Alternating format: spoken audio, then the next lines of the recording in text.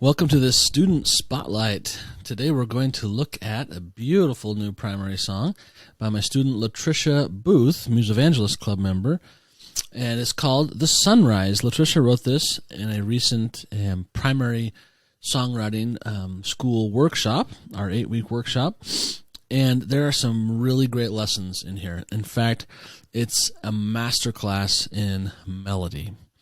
So let's take a look. I'm going to play this melody for you, and then we're going to dissect why it's such a strong melody.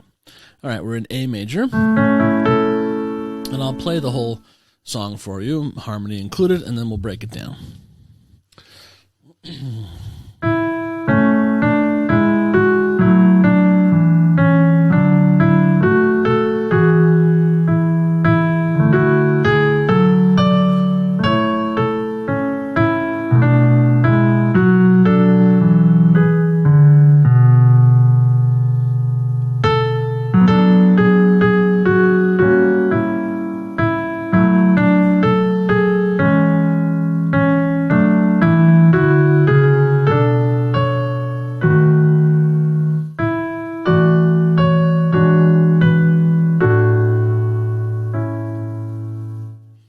Isn't that lovely?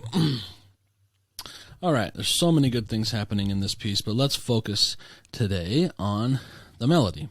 All right, so we're in the key of A major, and when you're writing a melody, the important thing to begin with is establishing the key. We want to make it really clear what key we are in. And you'll notice here in these opening notes, especially with these three, we really get a sense of the key. In addition, this bass note helps. But we start off very much establishing the key. But then once the key is established, the trick is, how do we keep people's attention for 16 full bars? Well, the answer to that is we keep opening the door to their attention. And Latricia does this beautifully here. So let me show you how. So we have this little 2-bar phrase, the sun rising as it blossoms. That note, D, is a very good note to pause on because it's a tendency tone. It's not one of the notes of the tonic triad. It's a dissonant note, meaning it wants to resolve. The sun rising as it blossoms. That note is not resolved. It wants to resolve, and it does on the next note to the C sharp. So that's open door number 1. Now, look what Latricia does. She takes just about the same tune, well, the exact same 4 notes, which were on beats 1, 2, 3, and 4, but she does them on beats 1 to 4, 1, 2, and 3. Which is really cool. So she had given emphasis to the C sharp on a downbeat, but then after this open door, she resolves it on beat 4, but then gives emphasis to the D on a tension tone, on a tone that's not part of the 1 chord, and it uses the same melodic shape, so it sounds like the same tune, but starting on beat 4, and then the phrase ends on another open door tone. It ends on G sharp, which is the 7th scale degree. Which means it wants to go on, it wants to resolve to A, and it does resolve to A, but not yet. It waits until here. Because she uses this same shape again, but now up a third.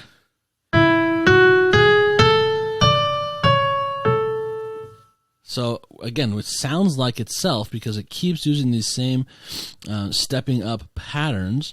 This one over here had a leap after the 4-note pattern. This one has another leap after the 4-note pattern, but it's a bigger leap. It's the leap of a 4th, where this is a leap of a 3rd. We call this gradualization. We're gradually letting the tune evolve. First, it's evolving by going a step higher, by changing the beat, right? It started on beat 1 over here, now it's starting on beat 4. Then what was the ending of that phrase now becomes a leap, so it's gradually bigger. Then this line here is the same as the opening line, but it's a third higher. It's gradually getting higher. And the leap there is, again, gradually getting bigger. So we have this sense of evolution with pauses on tendency tones, notes that are not part of the one chord. Now here, we do not have a pause on a tendency tone. We have a pause on a tone that's in the tonic triad. In fact, it is the tonic note, A. But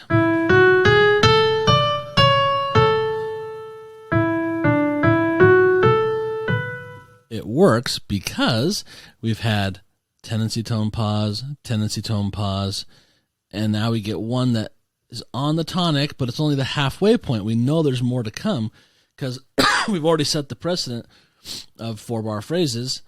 Da, dee, dee, dee. So now we get the same kind of shape that we had here, but instead of a third down, it's only a second down. Then we have that same leap from F sharp to A, but this time instead of going down to G sharp like it did over here, it goes up to the B, and B is another tendency tone. So pauses on that tendency tone. This is excellent melody writing. It looks very simple on the page, well, minus all my colorful scribbles, but this is really good writing because it keeps opening the door. And if you erased all of this stuff and you looked at the shape of the whole thing so far, you would see it starts low, it gets a little bit higher, then it comes down again and it gets a little higher, and then it comes down and then back. So it's got this nice shapeliness to it, yet it still has this kind of gradualization where we start low, we get a little higher, we get a little higher here, we get a tendency tone again, whoops, we go a little higher still, and then after the height, this is sort of the climax of the opening phrase, we swoop back down and pause on an open door note, the second scale degree. But that's only the first half. And we know when we hit that word world, we're halfway. Okay, so now the second half, often in the second half, you repeat the first half, at least the beginning of the first half. She does not, because she has a different topic now she's talking about.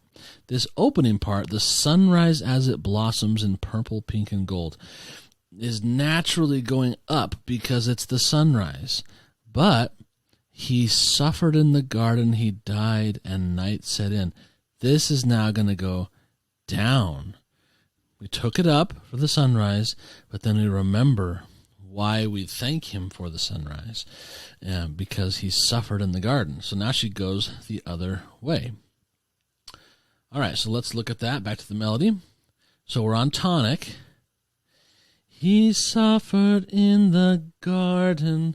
So two A's in a row, but then we get two G sharps in a row on beats 2 and 3, and then we get two F's in a row, F sharps in a row on beats 4 and 1. So 1 gets the emphasis on a tendency tone, and then we pause on a note that belongs to the one chord, but it's over a painful chord, so it does not sound like a tonic chord.